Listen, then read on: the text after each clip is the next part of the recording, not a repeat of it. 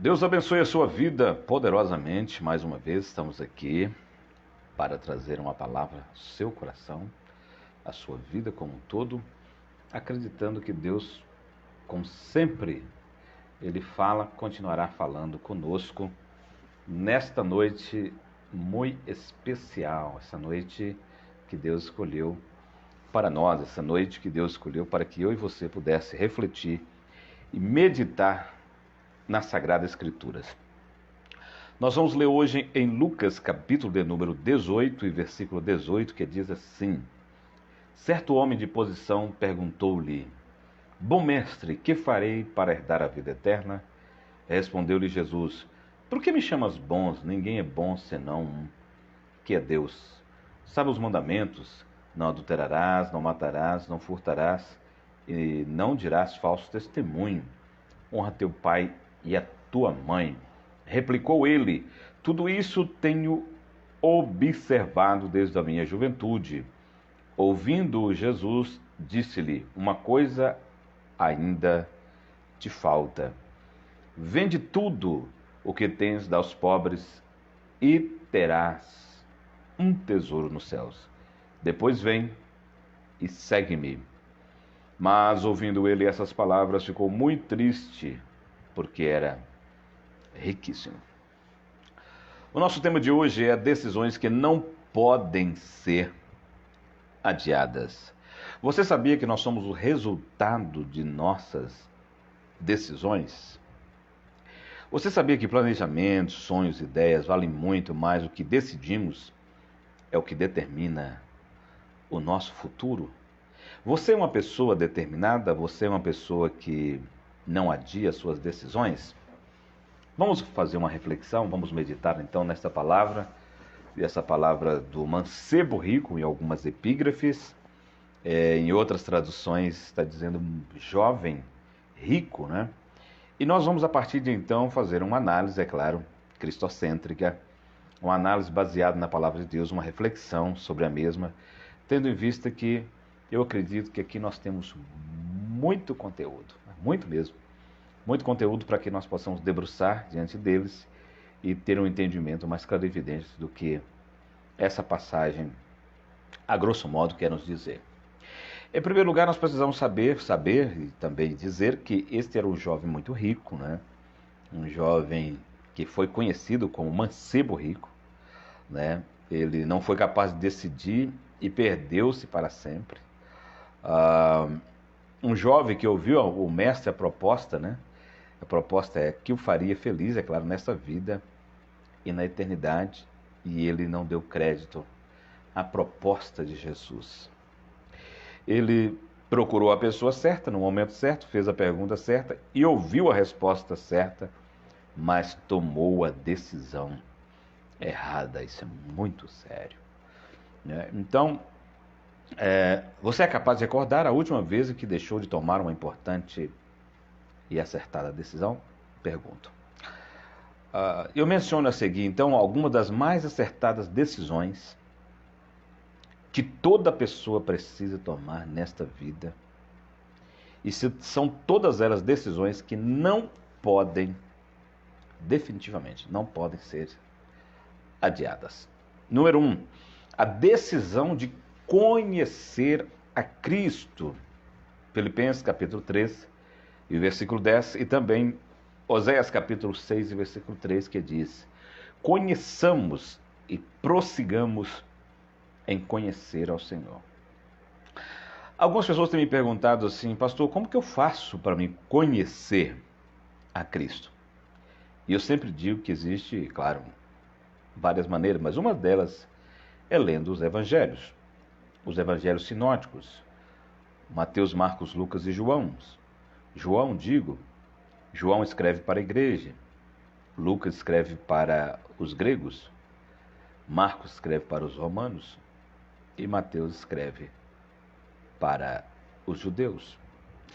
É interessante salientar e enfatizar que quando nós olhamos a palavra evangelhos sinóticos, né, evangelho que significa boas novas, sinoses ou sinótico quer dizer olhar pelo mesmo ângulo ou de um mesmo ângulo. E quando nós começamos a estudar, definitivamente, estudar mesmo, não é só ler. Ler é uma coisa, é com os olhos. Eu digo estudar, investigar o texto bíblico, nós vamos encontrar muito conteúdo e doutrinas que estão inseridos neste contexto. Eu preferi o jovem rico a esse texto baseado em Lucas capítulo 18, mas está também em Mateus capítulo 19, versículo 16 ao versículo 22, e também está listado em Marcos capítulo 10, versículo 17 até o versículo de número 22, para ficar bem claro. Então, uma das formas incisivas, diretas e objetivas de conhecer a Cristo é através dos evangelhos. Se você começar a ler a partir de Mateus, Marcos, Lucas e João, você vai ter uma infinidade de assuntos e recursos. Claro que é muito importante salientar, enfatizar, dizer que, no caso de Mateus, que era Marcos, que escreve para os romanos e mostra Jesus com outro ângulo, Lucas, que enfatizava sobre a vida de Jesus como o homem perfeito, João, que revela as duas naturezas, João escreveu para a igreja, e você começa a mergulhar na personalidade, fazer uma investigação da vida desses homens também é muito importante.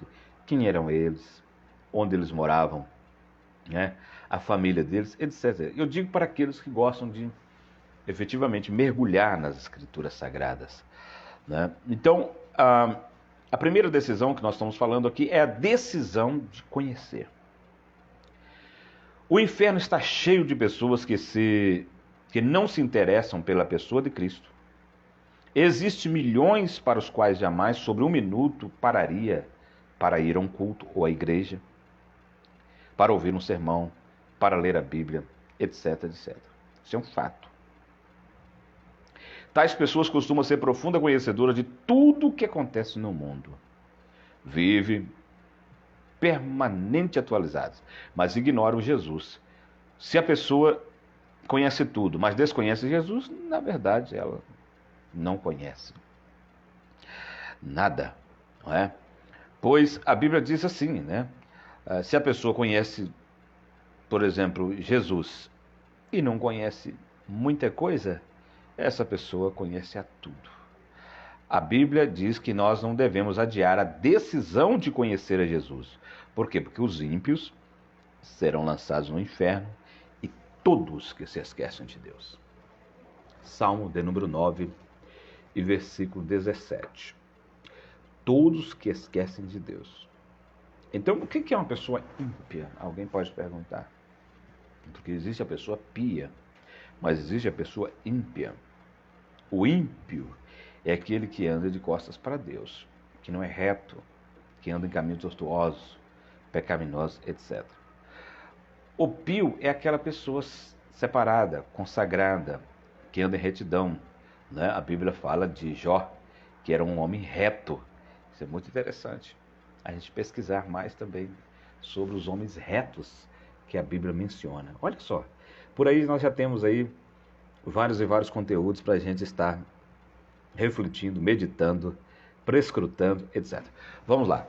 A segunda decisão que nós não podemos adiar é a decisão de receber a Cristo.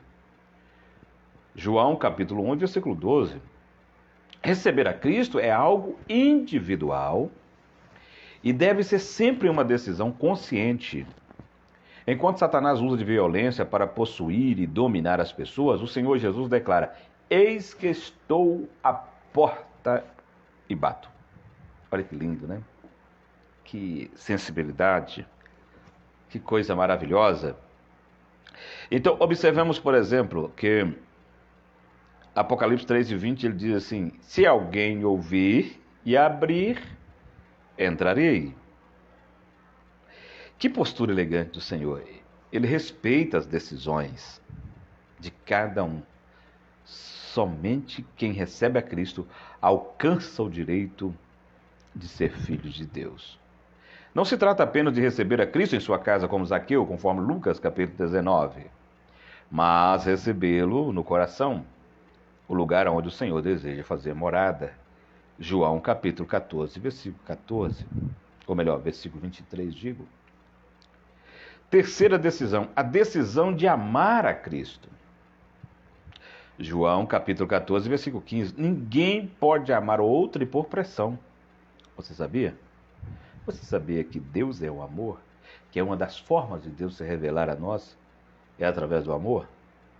A Bíblia diz que Ele é Espírito. A Bíblia diz que Ele é luz. E é tão interessante que Deus criou muitas coisas, mas Deus não criou a luz. Porque Ele disse haja, do verbo criar, do hebraico.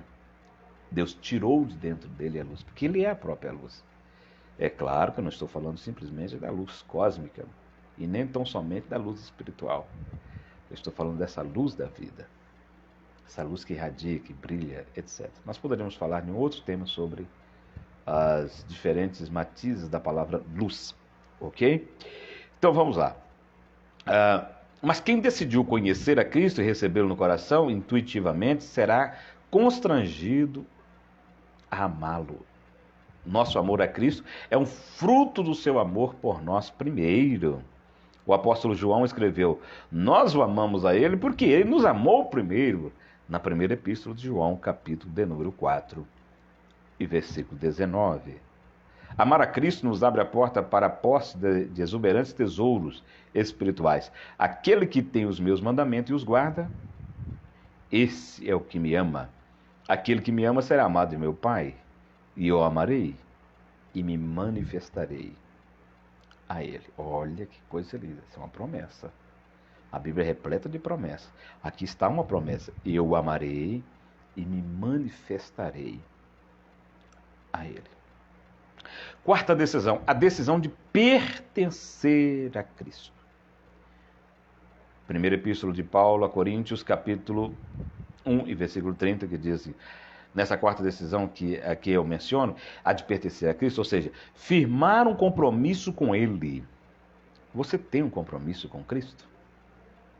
O verdadeiro cristianismo não é um ajuntamento de pessoas que simpatizam com Cristo, senão uma comunidade de pessoas totalmente comprometidas com a pessoa de Cristo, sua palavra e sua igreja.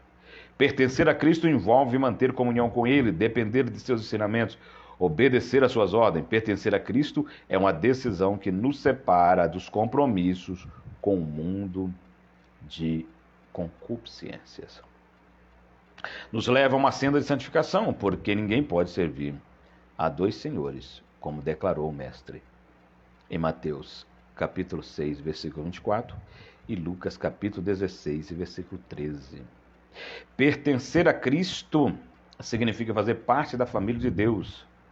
Pertencer a Cristo significa seguir a trilha de Paulo, que disse: e a vida que agora vivo, vivo-a na fé do Filho de Deus. Conforme Gálatas, capítulo 2 e versículo 20. Só para a gente fazer uma observação, o mundo está dividido, eu ia dizer a sociedade, mas o mundo, em dois segmentos. O primeiro, aqueles que são servos de Mamon. E o segundo, aqueles que são servos de Cristo. Eu vou exclusivamente olhar mais para o mundo ocidental, que são os mais amantes das escrituras sagradas, mas nós podemos pensar sobre isso. Nós vivemos em uma sociedade capitalista, e quando nós olhamos, por exemplo, para as pessoas que estão sendo servas de Mamon, e o servo tem que obedecer o que manda o seu senhor. Jesus foi tão catedrático, foi tão fulminante, foi tão direto, foi tão incisivo, foi tão objetivo, que ele diz assim: ninguém pode servir a dois senhores. Ou seja, ou você serve a Cristo, ou você serve a Mamon. Quando nós observamos e vemos que muitas pessoas estão hoje em angústia, muitas pessoas não só angustiadas, estão vivendo em fel e amargura, estão vivendo opressos, frustrados, traumatizados. Por quê? Porque preferiram servir a Mamon, os deuses das riquezas. O profeta Ageu, ele disse, profetizando, ele disse que e aonde vai também no seu livro o seu nome, ele diz o seguinte: Deus é Deus do ouro e também da prata. Então as moedas correntes aqui embaixo não são as que correm lá em cima. Eu abro um parênteses para dizer para você que todas as vezes que nós deveríamos orar assim: Senhor, o Senhor é dono do ouro e da prata, supra as nossas necessidades através da tua glória, porque é uma das riquezas inerentes de Deus. A moeda corrente lá em cima não é esta moeda que corre aqui. Não adianta a gente falar de ien japonês, marco alemão, nem de rublo, nem de dólar americano, nem de libra. Não, essas moedas, nem de bolivar, etc., nem de peso leve. Não, nós não vamos falar sobre isso, porque isso é coisa daqui. Fica citado, fica aclarado que são moedas correntes aqui embaixo. Lá em cima é diferente. Lá é ouro e prata.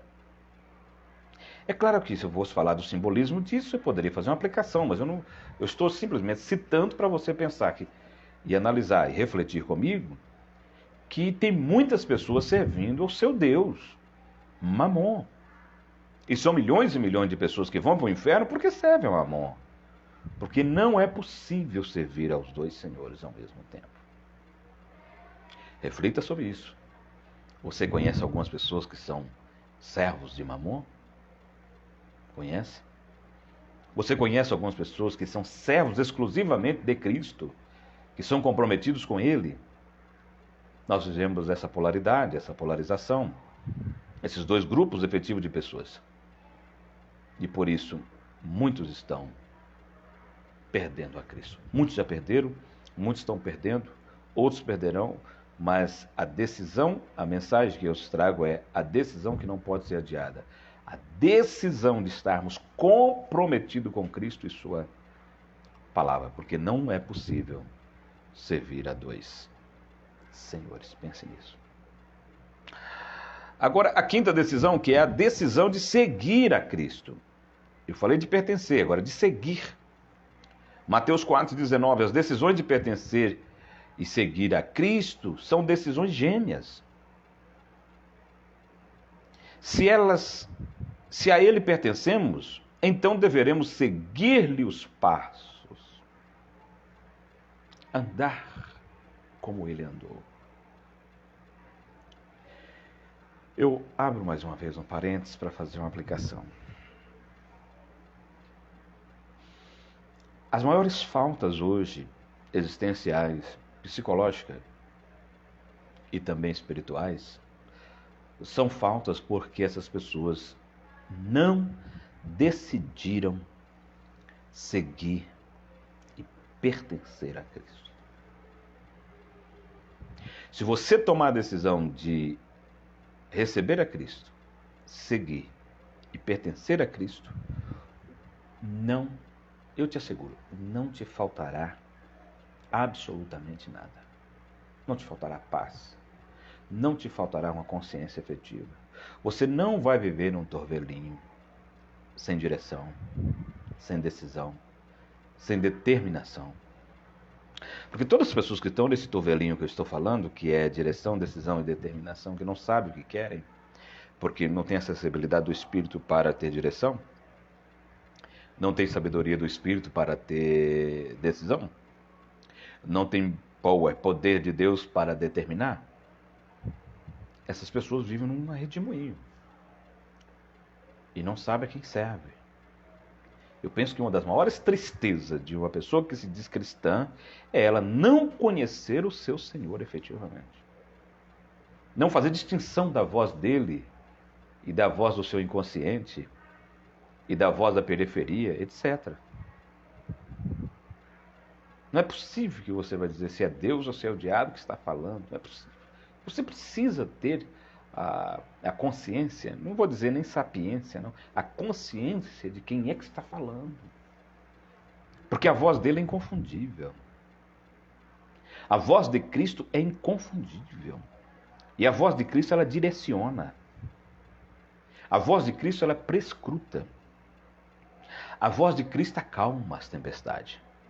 A voz de Cristo faz com que as águas agitadas do mar de Tiberíades se tornem em bonança. Conhecer a Jesus é conhecer todos esses parâmetros. Saber ter uma comunhão efetiva com Ele.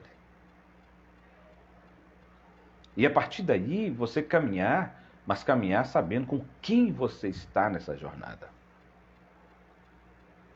Algumas pessoas que há muitos anos atrás começaram comigo, estou falando dos anos 90, não continuam, não deram seguimento, não deram continuidade na carreira cristã. Por quê? Porque foram pessoas que, quando nós falamos dessas decisões aqui, eles não decidiram exclusivamente, criteriosamente, a pertencer a Cristo, a seguir a Cristo, a receber a Cristo sem reservas. E quem vai simplesmente achando que é mais um show, um movimento, essa pessoa está totalmente enganada daquilo que a Bíblia nos revela.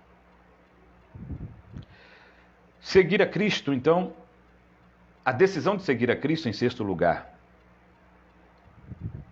conforme nós podemos ver em João capítulo 12, versículo 28. Servir é um verbo de importância capital na vida dos filhos de Deus. Quem não serve para servir, não serve para viver. A salvação consiste fundamentalmente em crer na morte e ressurreição de Cristo e recebê-lo como Salvador e Senhor. A igreja é o único lugar no mundo em que servir é simplesmente honroso e totalmente belo. Lugar em que nós podemos ir e desfrutar, principalmente, dessas riquezas da glória. Não só a morte, porque na morte Ele me salva, mas na ressurreição, porque na ressurreição Ele me justifica. Segunda carta de Paulo aos Tessalonicenses, a salvação tem dois propósitos básicos na vida de cada um de nós. Primeiro, servir o Deus vivo e verdadeiro. Segundo, esperar dos céus a Jesus Cristo. 2 Tessalonicenses capítulo 1, versículo 9, versículo 10. Muitas atividades que executamos nesta vida, a elas são limitadas e não exercemos no céu. Porém, a Bíblia declara que no céu serviremos a Deus eternamente. O serviço que prestamos a Deus nessa vida possui três dimensões. Número 1, o serviço devocional realizado individualmente por todos os crentes em Cristo. Número 2, o serviço sacerdotal praticado por todos os intercessores que estão espalhados neste mundo. Número 3, o serviço promocional executado por tantos quantos estão envolvidos com o labor evangelístico e tarefa missionária. Cada servo de Cristo receberá dele o devido galardão por tudo que houver feito nesta vida para o Senhor e sua obra. Apocalipse capítulo 22. Quando eu falo de galardão, eu estou falando de uma palavra do original que é apodidomai, recompensas. Há uma recompensa para aqueles que servem a Deus. Há uma recompensa para aqueles que são não só os servos, mas são pessoas que pertencem a Cristo. Pessoas que decidiram a servir a Cristo. Pessoas que receberam a Cristo. E em sétimo lugar, a decisão de obedecer a Cristo. Romanos capítulo 6, versículo 16. O apóstolo Paulo declarou que o pecado entrou no mundo pela desobediência de um homem, Adão. Assim como a salvação se tornou possível a todos nós pela obediência de Cristo. Porque, como pela desobediência de um só homem muitos foram feitos pecadores, assim pela obediência de muitos serão feitos justos. A obediência de Cristo. Assim como pela desobediência do só homem foram feitos pecadores, assim pela obediência de muitos seremos feitos justos. A obediência de Cristo não somente satisfez todos os requerimentos da justiça divina, ela se tornou o padrão universal para todos que decidem servir a Cristo. Para Deus, obediência vale muito mais do que qualquer sacrifício. 1 Samuel capítulo 15, versículo 22. Você já percebeu que muitas pessoas estão se degladiando, se ferindo, se machucando, se sacrificando, pensando que isso Deus agrada? O primeiro pecado que entrou, e conforme Gênesis capítulo 3, que é um dos capítulos mais tristes do Antigo Testamento, foi o pecado de desobediência. O que Jesus quer de mim, de você, é a obediência. As esferas da obediência, dá para estudar elas estão na Bíblia. Obedecer a Deus, obedecer a palavra de Deus, obedecer à voz do Espírito de Deus, obedecer a Cristo. E por aí vai, obediência, obediência. A Bíblia, os padrões de obediência, as esferas das obediências estão aqui. E também da desobediência. Você pode fazer um estudo sobre isso. Obedecer os vossos pastores. E o mais interessante é que, para Deus, obediência vale muito mais do que qualquer sacrifício. Obediência foi a grande marca dos heróis da fé, como Noé, Abraão, Moisés, etc, etc. A decisão de obedecer não pode ser adiada. Se você for obediente, quanto vale um filho desobediente? Finalmente, número 8. Não se pode nem se deve adiar a decisão de esperar a Cristo. 1 Tessalonicenses capítulo 1, versículo 10. A volta de Cristo é a suprema esperança da igreja. Para ela se volta o olhar de todos os que têm sido redimidos pelo sangue do Cordeiro. Ela é o estuário para onde convergem todos os rios de sentimentos, expectativas e emoções de nossa alma. Sabemos que ele voltará por causa das profecias que predisseram, por causa das promessas do Senhor, por causa da palavra clara dos anjos, por causa dos sinais que acontecem diariamente no mundo e por causa do testemunho que o Espírito projeta no mais interior de nossa vida. Tomamos a decisão de entoar o nosso Maranata, esse grito de guerra que declara a inabalável confiança da igreja no regresso triunfal daquele que era, que é e que há de vir e que há de ser eternamente. A ele glória pelos séculos dos séculos. Amém.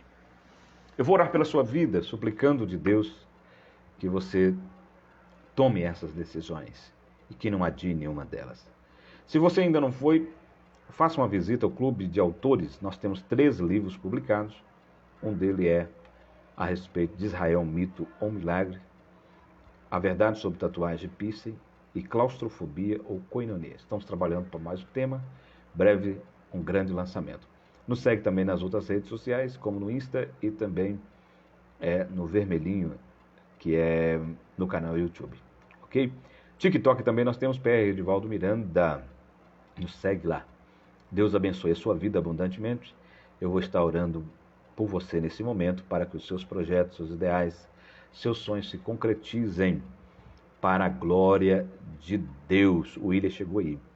Nós vamos estar orando, pedindo a Deus que abra todas as portas, aquelas que você tem a chave, você deve abri-la, mas aquela que você não possui as chaves, deve estar, e eu acredito que devam estar essas chaves na mão do grande Deus, aquele que abre todas as portas. Lembremos que, se Deus fechou uma porta, que é melhor Deus fechar uma porta do que o inimigo abri-la. Então, agradecemos a Deus por tudo nesse momento, suplicando de Deus que as bênçãos do Senhor sejam sobre a nossa vida. Compartilhe essa live, envie ela compartilhando para os seus amigos, para os seus irmãos em Cristo, porque o conteúdo dessa mensagem de hoje precisa ser compartilhada com os amigos, irmãos em Cristo, pastores, professores, entre outros.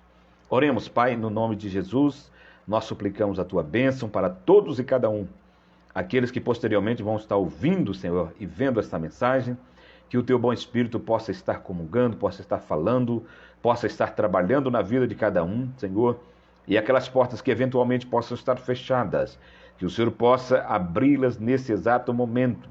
Nós repreendemos toda a atrocidade do mal, nós repreendemos toda a fúria do inferno, nós repreendemos toda a artimanha do inimigo, tudo aquilo que o diabo arquitetou, planejou contra a vida do William Lima, sua casa, seus negócios, nós repreendemos agora e ministramos a bênção.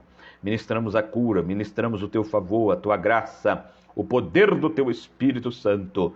É o que nós te pedimos, ó Pai, e certo da vitória que sempre nos dá, nós te agradecemos por mais esse momento aqui, no nome de Jesus. Deus abençoe a todos. Até a próxima, querendo Deus, estaremos aqui de volta. Então, aproveitando o ensejo, segue nas outras redes vizinhas, lá no canal YouTube, tem muita mensagem lá, e também no TikTok e no Instagram. Obrigado a todos, Deus abençoe, no nome de Jesus.